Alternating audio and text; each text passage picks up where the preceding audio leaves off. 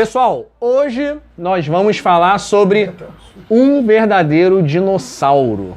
O bicho é muito legal, né, não, Thiago? Muito maneiro. Legal. Parece um dinossauro. Parece um dinossauro, é quase um dinossauro. Praticamente, né? Iguana também conhecido como apenas iguana, né? E aí a gente vê muita gente confundindo a iguana com diversos outros animais, né? Até camaleão, já vi. Chegando aqui, é camaleão, é não sei o que, não sei o que lá. Então, gente, vamos lá. Tem gente que pergunta assim também, tem iguana? Tem. E tem lagarto? Peraí, gente, vamos com calma. Iguanas são lagartos, tá? Camaleões são lagartos. Camaleões não são iguanas. Iguanas não são camaleões. Iguanas são iguanas, que vocês estão vendo aí, né? A iguana é um réptil muito bem distribuído na América, principalmente aqui, América Central, América do Sul, América do Norte, a gente vai encontrar iguana distribuído por toda a América, tá? É um lagarto, como eu já falei, relativamente bem comum na maioria dos países, né? Agora, tem uma coisa interessante. Quando a gente fala de iguana, dessa iguana terrestre, a gente está falando de iguana. Entretanto, Lincoln, existem populações distintas. E aí começa a gerar um pouco de dúvida nas pessoas. Por exemplo, Thaís está filmando agora as iguanas que nós temos disponíveis hoje.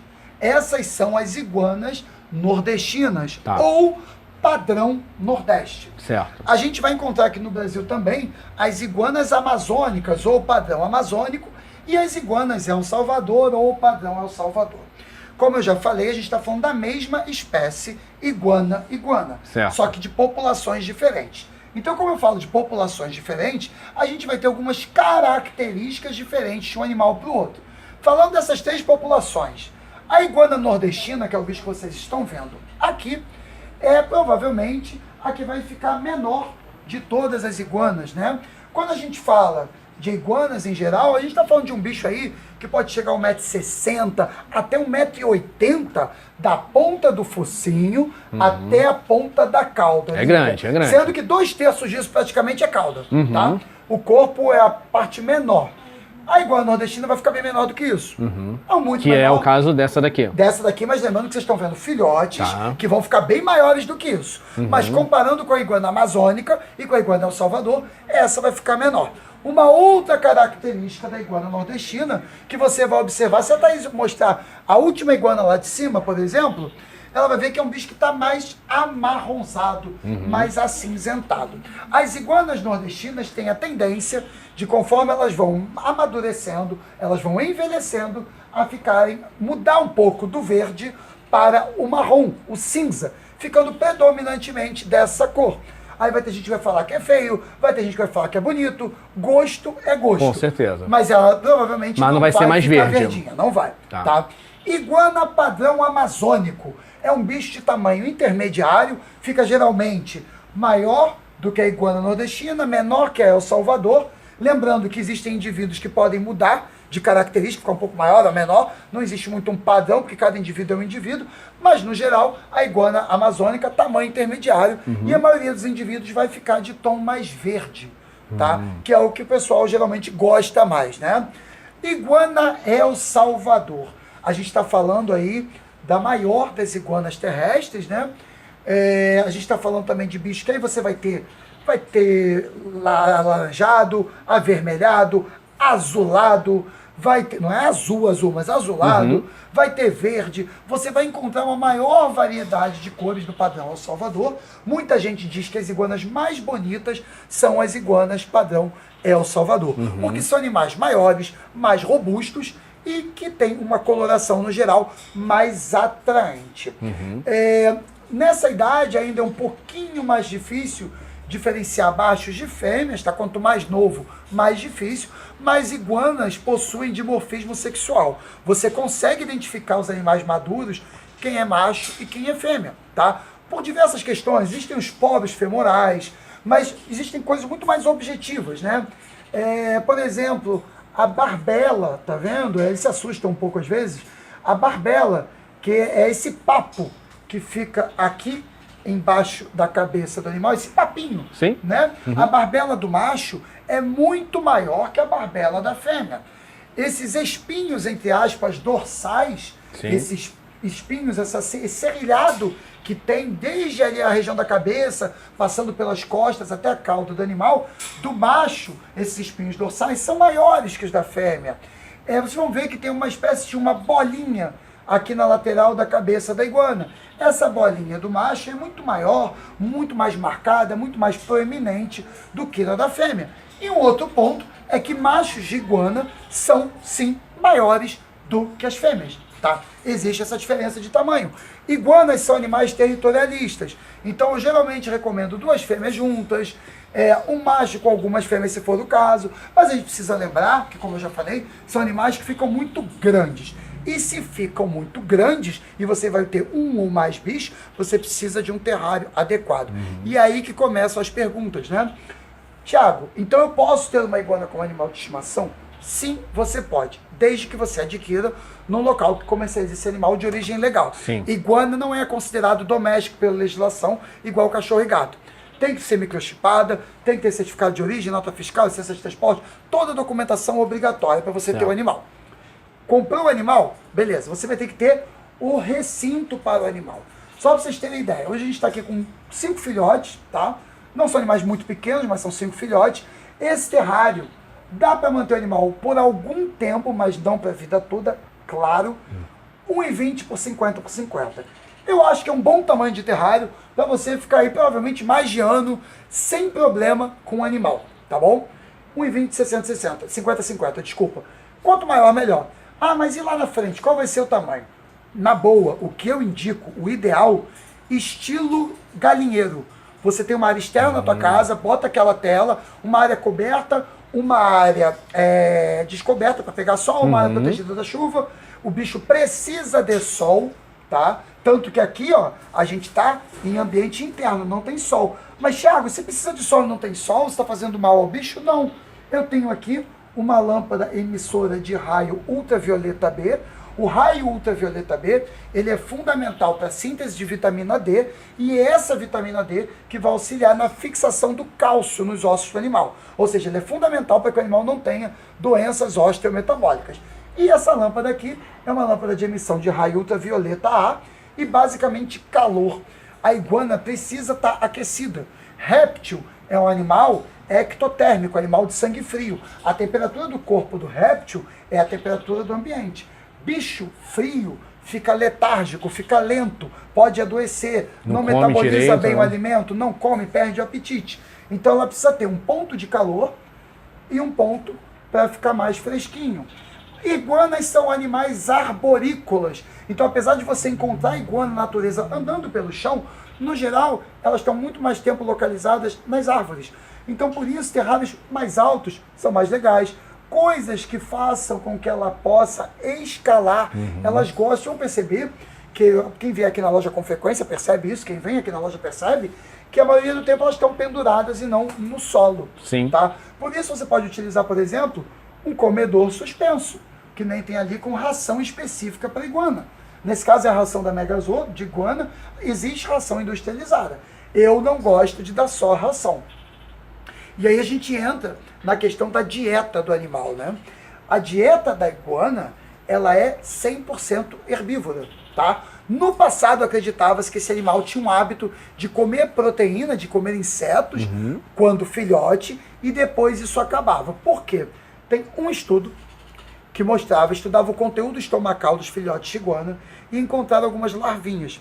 E aí, a partir daí, imaginou-se que é um animal que era onívoro, comia insetos, comia os vegetais, só que depois se descobriu que essa larvinha era uma ingestão acidental, porque já estava na fruta, na folha.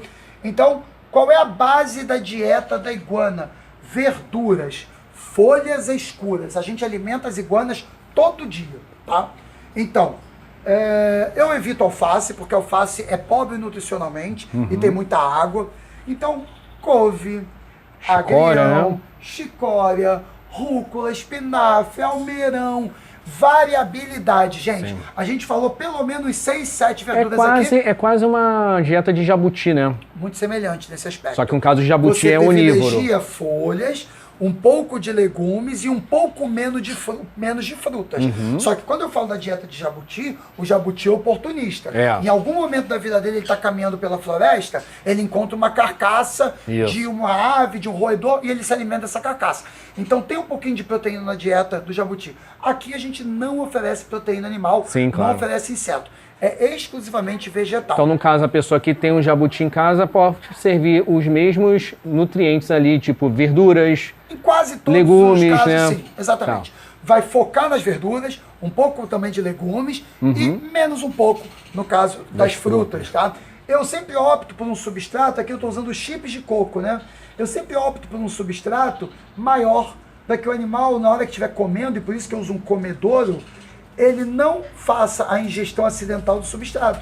Se fosse uma areiazinha, isso aqui ia encostar na areia e ia acabar comendo. Com certeza. Isso poderia impactar, ou seja, bloquear o trato gastrointestinal do animal. O pó de coco também não seria interessante. Não é interessante desse aspecto. Bebedouro sempre disponível, tá? Água, às vezes eles entram aqui, a gente sabe que eles absorvem água também pela região cloacal, além de beber água. Então eles entram aqui e ficam dentro absorvendo água. Vocês vão reparar que o terrário está molhado. E não é só uma questão estética. Está molhado por um motivo. As iguanas são animais de ambiente tropical. Então são animais de ambiente mais úmido, de umidade maior. Eu todo dia dou uma borrifada, não é encharcar, mas eu trago um pouco de umidade para esse substrato, tá vendo? E olha aqui uma coisa que, por coincidência, quando eu fui mostrar, eu peguei. Dá para ver aqui, ó. Peraí, aqui tá isso. Isso aqui, deixa eu puxar para cima, acho que fica melhor, né? Isso aqui é pele. Eu acho que tem um animal nosso aqui, ó. Esse primeiro animal da esquerda, Thaís, perto da patinha dele, dá para ver como se estivesse descamando a pele. Igual quando a gente vai à praia e descama. A gente fala que a troca de pele perfeita da serpente, qual é? É a pele que não é quebradiça, é toda inteira, perfeita. Só que serpente não tem bracinhos nem perninhas. Então, quem tem braço, tem perna, não vai conseguir fazer uma troca perfeita inteira. O bicho não sai envelopado. Né? Então, a pele, quando a iguana troca, ela sai descamando assim. Eu não estou molhando porque ela está trocando de pele. Às vezes as pessoas falam, mas aumenta a umidade quando está trocando de pele? Não. Mantenha sempre a umidade ideal, dentro do parâmetro ideal. A gente aqui varia acima de 60%, em torno de 70%, até 75%, vai bem, numa boa. Temperatura é um bicho que tolera bem frio, mas eu nunca recomendo ficar no ar-condicionado. Mas é um bicho que tem uma tolerância boa a frio, tem que ter um ponto de calor, esse bicho precisa esquentar para comer, abrir o apetite. E algumas vezes na semana, em torno de 3 vezes na semana mais ou menos, você vai adicionar cálcio à alimentação desse animal, porque a dieta dele acaba sendo um pouco pobre em cálcio, e a falta de cálcio vai trazer uma deformidade óssea, que é aquilo que a gente não deseja para esse bicho. Qual seria a temperatura ideal assim para o terrário? Tem um rangezinho? Quente pode ir até 32 graus tranquilamente, tá? Tranquilamente. Eu vou dar um exemplo. Se você mora na cidade do Rio de Janeiro, você provavelmente não vai ter problema nem de frio nem de calor com a iguana, desde que você coloque no ambiente arejado e coloque a luz UVA. E tem que ter aquele mesmo esquema do gradiente de temperatura para ela escolher. Um lado quente, um lado mais fresco, o animal escolhe aonde ele quer ficar. Nesse caso aqui, pessoal, tá todo mundo no lado mais fresquinho. Mas aqui, ó, tá procurando o calor desse lado, tá vendo? Então, assim, isso é muito importante, né? O terrário do tamanho adequado.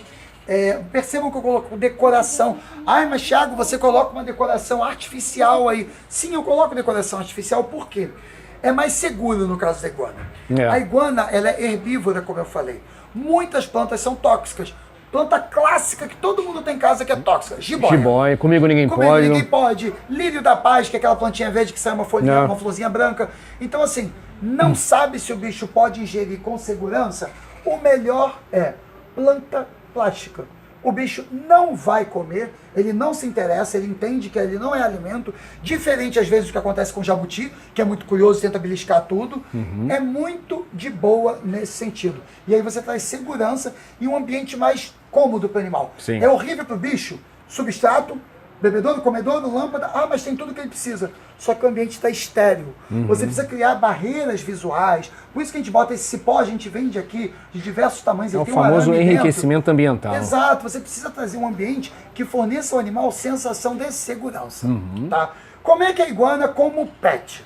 É um bicho que geralmente não chega mansinho.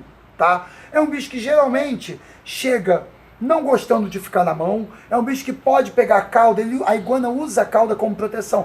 Então ele dá aquilo que a gente vulgarmente chama de rabada. Dá uma pancada com o rabo. Eu nunca tive uma iguana filhote aqui que mordia, nunca tive problema com isso. Mas é um bicho que geralmente não aceita tão bem o manejo de cara.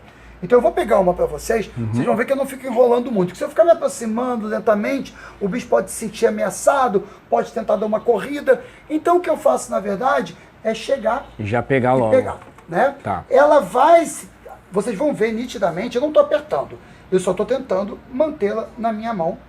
Vocês vão perceber que nos primeiros segundos aí, ela vai demonstrar uma inquietação, não tem maldade nenhuma nisso, tá? É só condicionamento. É uma inquietação inicial. Depois de alguns minutinhos ela vai parar. Todo dia você vai fazer o manejo, porque se o bicho não é manejado por você, ele não conhece você. Pois é. O instinto do animal é se proteger. Então o que ele vai fazer? Vai fugir porque ele entende que você é uma ameaça. Se você maneja o animal com tranquilidade, diariamente, em poucos dias o bicho vai se acostumando a esse manejo e ele vai entendendo que você não é uma ameaça. E é ótimo fazer assim, quando é novinho. Não, porque se você deixar para fazer grande, imagina depois de adulto, perdeu já o bicho não vai aceitar o manejo.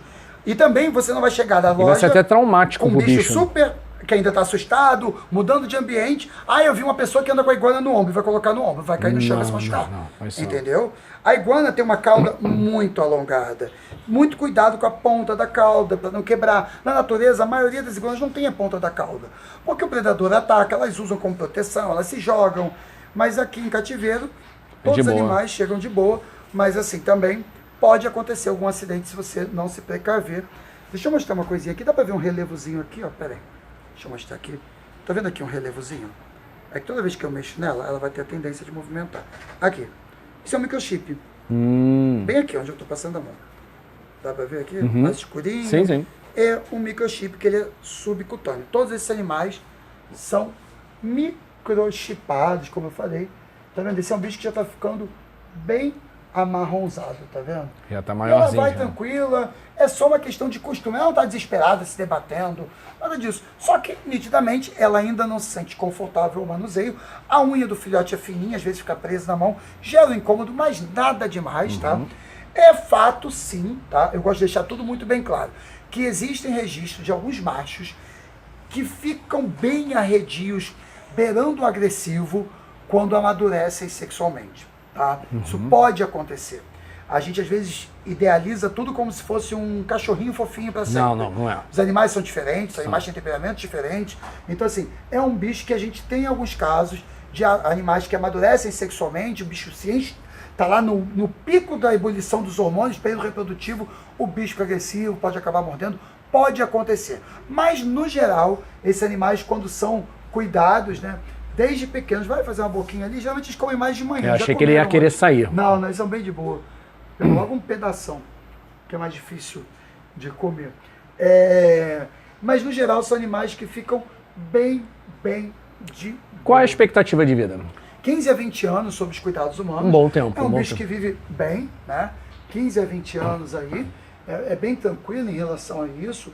Não acho que seja um animal muito difícil de manter, mas como eu falei, é um animal que sim precisa se alimentar diariamente. É um animal de hábito diurno. Então ele maneiro. Acorda pela manhã, fica ativo durante o dia e se recolhe ao final da tarde para dormir. Assim como o Teiu também. Então a pessoa pode curtir durante o dia, por exemplo. Exatamente. Se você é uma pessoa que está em casa, por exemplo, durante o dia, você vai curtir o animal. Se você é uma pessoa que só chega à noite em casa, você quando chegar aí vai estar dormindo. Então talvez seja um animal que não se adeque tanto à sua rotina. Mas no geral... Como um réptil, ele é interessante para iniciantes? Então, Lincoln, quando a gente fala de iniciante, né, eu costumo dizer que o bicho ideal para o iniciante é o bicho que o iniciante quer, desde que ele tenha estudado para ter esse animal e tenha as condições para dar para o bicho. Mas é claro que, se a gente está falando de pessoas que não são muito hábeis com o animal, pessoas que têm medo, às vezes, de segurar o bicho, dar uma arranhada, já quer largar. O bicho dá uma rabadinha na pessoa que não acontece nada, mas a pessoa que é a pessoa que tu tem medo. Não acho que seja o melhor animal. Talvez o melhor animal para você seja um dragão barbudo, uma pogona, uma pogona vitíceps, tá? Que a gente não comercializa aqui na loja. A gente aqui não tem pogona, não tem leopard gecko, não tem pitombol. Por quê? A legislação é estadual. Então cada estado permite ou proíbe alguma coisa. O estado do Rio de Janeiro não permite a criação comercial, ou seja, criatórios que criem e vendam, e nem lojas que vendam répteis e anfíbios exóticos. Então a gente só pode vender aqui na Ecotop exóticos, hoje, pelo menos em 2024, pode ser que isso mude, répteis e anfíbios silvestres, ou seja, aqueles que são da nossa fauna. Certo. Por isso está vendo a iguana aqui, e é até interessante, que aí que gera uma dúvida às vezes. Ué, mas eu já vi você vendendo iguana em El Salvador. A iguana El Salvador ocorre em El Salvador, que é outro país. Correto. Só que o que eu falei mais cedo? Que é a mesma espécie. Iguana, como a iguana iguana. El Salvador é iguana, a gente pode comercializar. Engloba porque nisso. ela existe no Brasil. Show. Apesar dessa população especificamente não existir, a gente pode comercializar porque é a mesma espécie.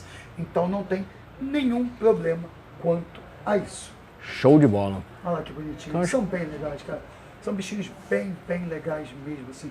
Eu gosto bastante de iguana. No dia a dia, elas são assim, tranquilonas, ficam aí alguns momentos penduradas. um pouco mais ativas, andando de um lado para o outro, mas a maior parte do tempo... Come durante tempo, o dia inteiro. mais pela manhã, quando a gente Então a bota alimentação é diária. Diária, Tá. alimento de manhã, vai começando a esquentar, elas vão ficando mais ativas, vão buscando calor, raio ultravioleta B, né? Para Sim. manter o esqueleto saudável. Mas são animais muito tranquilos que eu, particularmente, gosto bastante. Se você tiver mais alguma dúvida sobre iguana, coloca aqui nos comentários. Eu sempre dou, quando o Lincoln bota o vídeo, eu vou lá, tento responder. Eu tenho um canal também no YouTube. Tá tudo aqui, vai ficar aqui no primeiro comentário fixado. Exóticos do Thiago. Se você tiver alguma dúvida e puder vir aqui à loja, venha conversar com a gente mostra tudo para vocês, os animais, explica. Ninguém tem obrigação de comprar nada. A gente está aqui muito mais para explicar, para você se sentir segura para adquirir o animal. O que a gente não consegue fazer, muita gente às vezes até fica chateado com isso, mas enfim, tem gente que pensa que toda vez que vem aqui pode tocar em todos os animais. A gente só permite que a pessoa entre em contato com o animal se a gente já estiver manejando o animal. Porque para a pessoa são 2, 3 minutos. A quantidade de pessoas que entram aqui diariamente, para o animal seria muito estressante. Com certeza. Esse tipo de coisa. Então, por conta do respeito... Tipo, uma iguana, por exemplo, não seria interessante ficar toda hora pegando no bicho. Exatamente. Nenhum animal, na verdade. O bicho vai ficar quieto às vezes, sabe? Na sua casa é você, mais alguns parentes. Aqui, às vezes, o fluxo é muito intenso, principalmente feriado, sábado é muito intenso. Então, assim, não dá para ficar pegando os bichinhos e colocando na mão das pessoas. Mas a gente está aqui super disponível para explicar sobre o animal. Se a gente estiver fazendo o manejo daquele animal naquela hora e for possível, a gente deixa a pessoa ter um pequeno contato com o bicho, mas aqui não é um zoo, entendeu? Não é assim que funciona. Eu gosto sempre de falar isso, porque às vezes a gente quer pegar tudo pra cá. Não dá. E às vezes a pessoa está chateada com a gente, ela não entende que a gente está fazendo isso pelo um bem maior, que é o respeito e o carinho pelo animal. Com certeza. Quero aproveitar, Thiago, que acho que tem um pouquinho a ver, que é o evento da Ecotop, né? Vamos falar com o pessoal rapidinho? A última coisa, Sim. aqui, eu falei de UVB.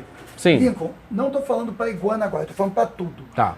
Lâmpada ultravioleta B, ela tem capacidade de emitir raios ultravioleta B em níveis consideráveis adequados entre 6 e 8 meses. Essa não é uma lâmpada que você espera queimar para trocar. Se você não tiver como medir a radiação dessa lâmpada utilizando um espectrofotômetro, o que você vai fazer é 6 meses, no máximo 8, pegar a lâmpada, jogar ela fora e comprar outra. Descartar de forma A adequada. UVA não tem esse problema. Não tem esse problema. Tá. Se você vai reparar, eu anotei ali, ó. Tem ali, ó, 6/9. É dia e mês que eu coloquei a lâmpada. Eu sei que 6 meses depois eu vou descartar A essa UVA lâmpada. só vai descartar se queimar mesmo, parar de Exatamente. funcionar.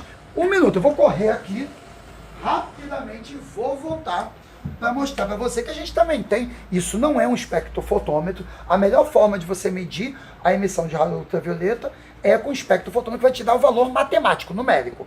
Isso é um cartão muito simples, tá? Um cartão Mas já te dá um horizonte menos já. de R$20. Tá vendo que ele tem um camaleãozinho aqui branquinho? Eu vou pedir licença para a Thaís, eu vou trazer ele para próximo da luz, vocês não vão ver o que está acontecendo agora.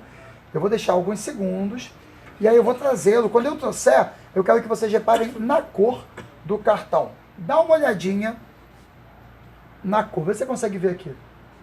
Como está mais rosado. Consegue ver daí? É porque o celular compensa, não sei se dá pra ver.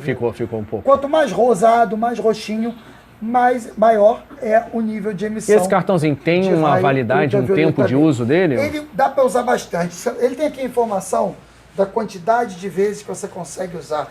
Ele dura, que cada fabricante tem um cartão com uma duração. Esse aqui especificamente, eu vou falar para você, 500 vezes. Ah, então Mas assim, gente, podendo comprar um espectrofotômetro, eu recomendo, só que não é um equipamento muito barato. Pra você ter ideia, no AliExpress, hoje é em torno de 600, 700 reais o espectrofotômetro. Mas uma lâmpada UVB também não é algo muito barato. Não. Então vale a pena. Se for um aparelho que vai te dizer, não joga fora agora não, ainda dá para usar mais um tempo. Você está economizando. Então tem formas e formas de Mas pensar. se ela estiver acabando a eficiência dela, ela fica mais fraca? Você ou... não vai conseguir visualizar isso. Por quê? Porque essa pergunta é muito boa. A gente, não, o Sol ele emite uma gama de raios, né? O espectro ultravioleta, que compõe ultravioleta A, ultravioleta B, ultravioleta C, a gente não enxerga olho nu. Tanto que a gente está vendo aqui, ela levemente acesa, né? Sim. Você não está vendo nada de radiação UVB. Tá? A radiação UVB, ela não é visível aos olhos humanos. Eu costumo dizer que nos falta humildade como ser humano. A gente acha que o mundo é tudo aquilo que a gente vê. A ultravioleta A, por exemplo, ela tem diversas funções. Para alguns animais, uma das tantas funções é fazer com que o animal identifique machos e fêmeas. Sabe aquele bicho que você fala assim? É igual. É igual aos seus olhos, aos nossos olhos de seres humanos. Para um bicho que enxerga espectro V, é totalmente diferente. Isso a gente podia ficar falando aqui de cones, de quantidade de cores que cada bicho vê. Enfim, então o mundo é muito diferente. Sim, tem bicho que enxerga tipo centenas de cores a mais do que a gente. Cada bicho, entendeu? Tem bicho que tem um quarto cone que vai enxergar uma gama de cor muito maior, mas não dá para perceber visualmente. Então, ou você mede, ou você vai lá e faz a troca. Eu não sei se é impressão minha, tá? Mas eu tenho uma lâmpada UVB que já acabou o tempo dela, inclusive eu estou até levando hoje uma para substituir. Ela ficou um pouco mais branquinha. Eu percebo que as novas, elas ficam mais azuladas. É impressão minha ou não tem muita... Acho que serve como parâmetro para a gente determinar que necessariamente isso tem relação direta com o raio ultravioleta B. Uma coisa que você vai perceber é que por conta do raio ultravioleta B, essas lâmpadas vão ficando, a parte plástica dela um pouco amarelada, é normal. Tá? Você coloca ela toda branquinha, depois o plástico vai ficando amarelado. Entendi. Bom, isso era muito importante eu falar. E aí você me pediu para eu falar do evento que a gente vai vamos ter. fazer um evento aqui na Ecotop. A cada 3 ou 4 meses, mais ou menos, a gente faz um evento aqui em cima, no setor de animais exóticos, né? Onde a gente tem aves, répteis, mamíferos, enfim, anfíbios também, que é o encontro de robistas de répteis e anfíbios. Basicamente, é um dia normal de venda, só que é sempre aos sábados que a gente escolhe fazer, de 10 da manhã, geralmente até as 5 da tarde. Normalmente, aos sábados, a loja fica aberta até as 2 só. A gente alonga. Geralmente, não é todo evento, mas geralmente, bota um chopp liberado lá embaixo. Isso é bom pra tem galera que que pagar bebe. Ingresso? Não tem que pagar ingresso. É o dia que a galera vem, tem gente que traz seu bicho legalizado com o documento na mão, vem visitar, a gente faz umas promoções, umas brincadeiras, uns sorteios, as pessoas confraternizam, vem veterinário, vem biólogo, vem criador, vem robista, gente que tem um bicho, a gente tem 50 bichos, enfim, vem conhecer, compartilhar. É como se fosse um encontro de aquarismo, só que para pessoas que têm répteis e anfíbios. O nosso próximo encontro é agora em 2025, dia 11 de janeiro, aí, sabadão. Não tem que pagar nada, não tem que botar nome na lista, é só chegar aqui na Ecotop. Não, tem que ter um pouquinho de paciência, nosso espaço não é grande, nesse dia fica bastante gente, enche aqui em cima, enche lá embaixo, enche a rua. Então, por exemplo, janeiro vai ser um mês mais quente, verão. Fica quente aqui em cima, tá? Não vou negar. Mas aí o pessoal geralmente vem aqui, olha, aproveita a promoção, compra o bichinho se quiser comprar um acessório e desce para dar a oportunidade de outras pessoas subirem e fica tomando chopp, fazendo aquela resenha bacana. Geralmente vão uns 200 litros de chopp aí. Caramba. É para acabar às 5, dá 7 horas, tem gente aí ainda. Vale muito a pena. Não é obrigado a ter bicho nenhum. Pode vir, é só chegar. Tem gente que fica encabulado. Pô, será que eu tenho que trazer um bicho meu? Não, precisa não. Pelo amor de Deus, não. Negativo. Às vezes até é bom, porque vai não estressar muito o bicho também. Então, enquanto em janeiro, muito calor, eu até recomendo que não traga bicho. Pra não estressar o bicho. Por conta disso. Mas venham, sejam bem-vindos, bem-vindas, fiquem à vontade. E dezembro também vai ter um evento de aquarismo aqui também na Ecotop. Estão cheios de evento no verão. Só coisa boa. Dezembro, dia 21 e 22 de dezembro, nós teremos a segunda edição do Rio Aquascape. Tá? Um evento voltado para o aquapaisagismo. Dessa vez com a presença do aquapaisagista da Aquabase, o Luca Galarraga. Campeão, né? Ficou em primeiro lugar no IAPLC agora, o que é o campeonato principal, o maior campeonato do mundo de aquapaisagismo. O brasileiro, o cara só ficou em primeiro lugar, primeira vez que um brasileiro fica em primeiro lugar no IAPLC. E ele agora está no Japão nesse momento. Ele volta para o Brasil e o primeiro evento que ele vai fazer vai ser o Rio Aquascape. Legal. 21 e 22 de dezembro. Lembrando que dia 21, dia liberado aqui na Ecotop, na faixa é só chegar. Dia 22 tem que ter compra de ingresso. Lincoln, vou te passar o WhatsApp daqui da loja. Por favor. Você coloca no finalzinho do link. Sim. Que aí você comprar o ingresso, porque você vai ver uma montagem. A gente reservou um clube com um salão grande, uma área super especial. Ele vai fazer a montagem e vai explicar passo a passo o porquê de cada coisa que ele faz ali. Ou seja, se você tem interesse em aquapaisagismo, se você quer saber do assunto, acho que é o melhor momento que você tem. Além, é claro, do Luca Galarraga, a gente vai ter o André Longaço também da Aquabase, vai ter o Carlos Souza da Fazenda Submersa, vai ter o Gustavo Pimenta daqui da Ecotop também. Então, assim, diversos aquapaisagistas, fora outros que... Você é até injusto, que eu vou acabar não falando o nome de alguém, mas diversos aquapaisagistas vão estar aqui, pessoas de outros estados. Vai estar cheio isso aqui, hein, pessoal? Dezembro e janeiro tem evento aqui na Ecotop, tem que aproveitar. Com certeza. Thiago, mais Muito uma obrigado. vez, muito obrigado. Não se esqueçam dos eventos, os dois. Não se esqueçam de se inscrever no canal do Thiago, tá tudo aqui também. WhatsApp também da Ecotop para vocês que querem comprar ingresso, também tá tudo, cara, tá tudo escrito bonitinho aqui. Fechou? E se vocês gostaram do vídeo da iguana, deixa o like, inscrição também para ajudar o amigo, tá? Canal da Ecotop também vai estar aqui, tá? Para vocês seguirem também, um canal novo ainda, mas tá indo bem. É focado no aquarismo, um pouco também daqui do setor de répteis, anfíbios, aves, também vai ter um pouco disso. Fechou? Então, é isso. Um forte abraço a todos e até a próxima. Até a próxima.